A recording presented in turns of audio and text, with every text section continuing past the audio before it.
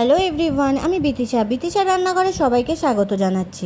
আজ যে রেসিপি আপনাদের সাথে শেয়ার করব সেটি হলো কম তেল মশলায় চিংড়ি মাছ দিয়ে বাঁধাকপির ঘন্ট। চলুন তাহলে দেরি না করে রেসিপিটি দেখে নেওয়া যাক। তার জন্য প্রথমে কড়াইতে অল্প পরিমাণে জল গরম করে তাতে কুচানো বাঁধাকপি দিয়ে দেব। অল্প পরিমাণে লবণ ও অল্প পরিমাণে হলুদ দেব। ঢাকা দিয়ে সিদ্ধ হতে রেখে দেব। ঢাকা খুলে নেড়ে চেড়ে নেব। বাঁধাকপি সিদ্ধ হয়ে গেছে, এবার নামিয়ে নেব।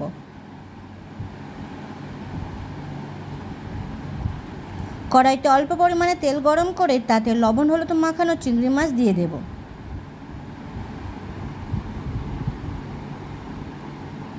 চিংড়ি মাছগুলো ভালোভাবে ভেজে নেব।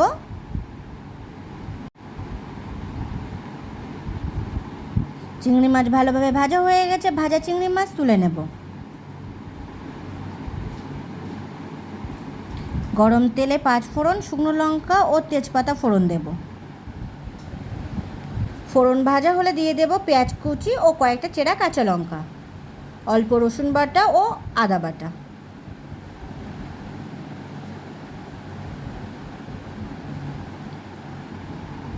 কিছু সময় ভেজে নেব।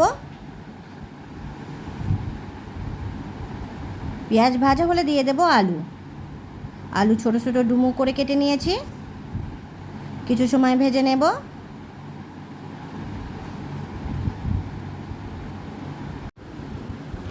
দিয়ে দেব টমেটো কুচি।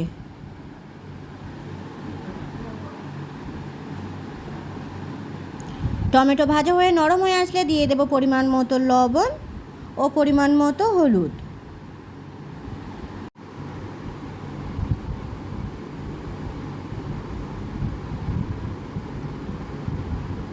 তিন থেকে 4 মিনিট আলু ভেজে নেবার পর দিয়ে দেব সিদ্ধ করে জল ঝরিয়ে রাখা বাঁধাকপি আলুর সাথে মিশিয়ে নেব।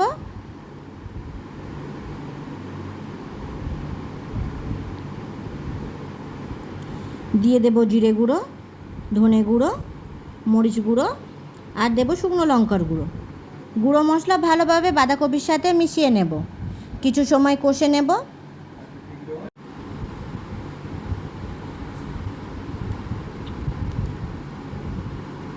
পাঁচ ছ মিনিট ভালোভাবে কষে নেবার পর দিয়ে দেব অল্প পরিমাণে চিনি। আরও কিছু সময় কষে নেব।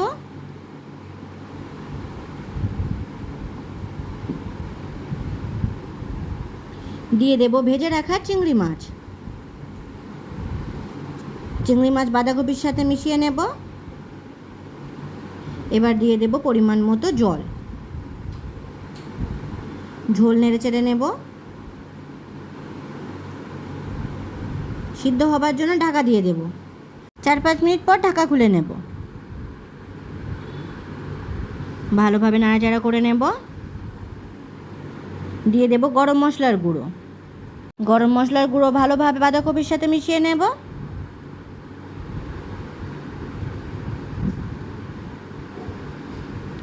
তৈরি হয়ে গেছে কম তেল মশলায় চিংড়ি মাছ দিয়ে বাঁধাকপির ঘন্ট। ভিডিওটি কেমন হয়েছে অবশ্যই কমেন্ট করে জানাবেন। আর ভিডিওটি যদি আপনাদের ভালো লাগে তাহলে আমার চ্যানেলটিকে সাবস্ক্রাইব করতে একদম ভুলবেন না। ধন্যবাদ।